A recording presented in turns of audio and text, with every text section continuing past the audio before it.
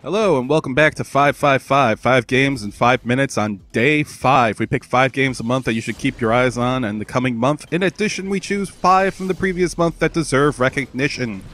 With that in mind, we begin with the October games. I was going to be patient with this game, and in waiting for impressions on it, my patience paid off. Super Mario Party, while still having some issues, is the party game we've all been waiting on for a long time. The classic party mode is back with a vengeance. The river survival mode adds a new element as all 4 players must work together to brave the rapids, as well as the co-op minigames. And while the online mode is lacking, the rest is just too good to pass up. So, you're a high school girl that's saving the world from aliens with the power of metal music. Shut up and take my money! I realize this sounds like the plot to a Tenacious D film, but it still sells. Anyway, Gal Metal is a rhythm game that declares itself to be a free-form rhythm game with no rhythm icons or sheet music. You essentially play the game by learning rhythm pattern to use while playing with the band. Gameplay is set up for using your Joy-Cons as drumsticks, but it also supports touchscreen and button controls. It's available as a basic $30 game, as well as a $40 World Tour Edition, which includes all DLC. The creator of Papers, Please is back with Return of the Obra Dinn.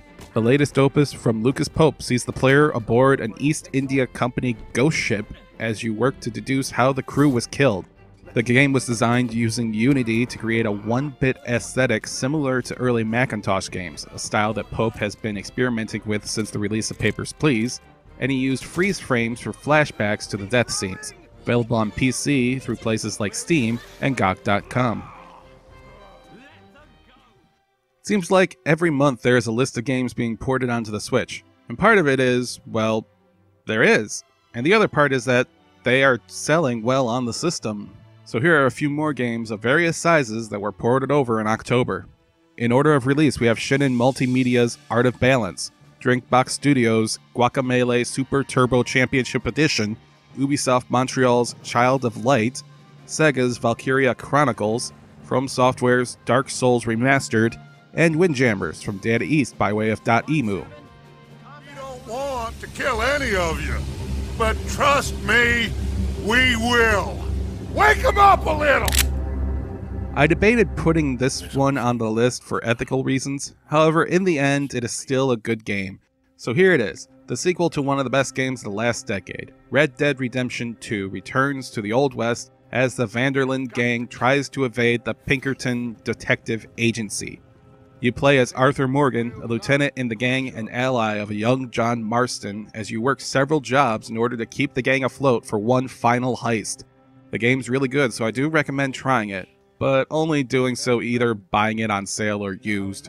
I wouldn't worry too much about Rockstar and Take-Two not getting money from your purchase, since they'll make buckets of money with whatever online thing they come up with for this game. And with that, we move into November. There's always something that makes me smile when a game gets localized, especially when it's the first in a series to come west. That's the case for Taiko no Tatsujin Drum and Fun and Taiko no Tatsujin Drum Session, the first games to be localized for Western audiences in the history of this long-running series. Drum Session also marks the first new game in the franchise on the PlayStation 4. Taiko no Tatsujin Drum and Fun and Drum Session released November 2nd for Nintendo Switch and PS4 respectively. I know there are issues that people have with these games, such as the lack of Pro Controller support, the Pokeball Plus controller, and how connected it is to the Pokemon Go mobile game. But deep down, this is still a remaster of an excellent Pokemon game, Pokemon Yellow for the Game Boy. And what's more, we get the opportunity to take Eevee along with us on our Pokemon adventure. Pokemon Let's Go Pikachu and Eevee will be releasing on the 16th, alongside the Pokeball Plus controller and a special Pokemon Switch bundle. It's a good month to be purely a Nintendo gamer, as 3 big games are coming to the Switch. The first is Diablo III Eternal Collection, which released on the 2nd. The port will feature all previously released DLC, as well as an exclusive Ganondorf armor set and amiibo functionality. The second is Civilization VI, releasing on the 16th. This is the game's first console port since release, and the second port overall after the iOS version late last year.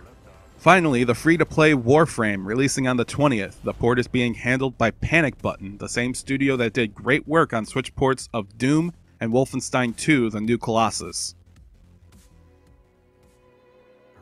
I wasn't going to put this on here, but when I saw the Maxima version was coming elsewhere on the same day, I went forward with it.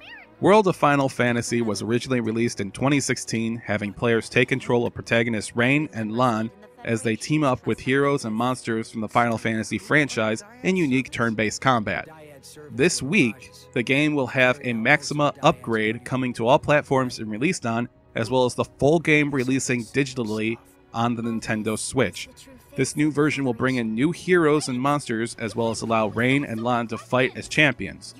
World of Final Fantasy Maxima releases on November 6th. This seems almost surreal knowing the history of this series. Back in 2012, the year Darksiders II released, THQ filed for bankruptcy, liquidating its assets in an auction. Nordic Games ended up buying the rights to Darksiders, among other things.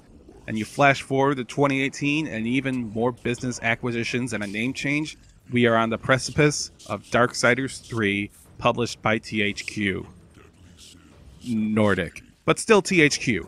As for the game, Four Horsemen Fury steps in during events parallel to the previous games in order to hunt down and destroy the 7 deadly sins. Fury rides to PC, PS4, and Xbox One on November 27th. And that's 5 for October and November. If you liked our list and want to see more when they come out, please like, share, comment, subscribe, and ring the notification bell. If you want to add to it, list the games in the comment section below. If you have suggestions for games in December, feel free to add those too. I'm Jeff from Some Nerdy Arguments, and I'll see you next month with another set of games.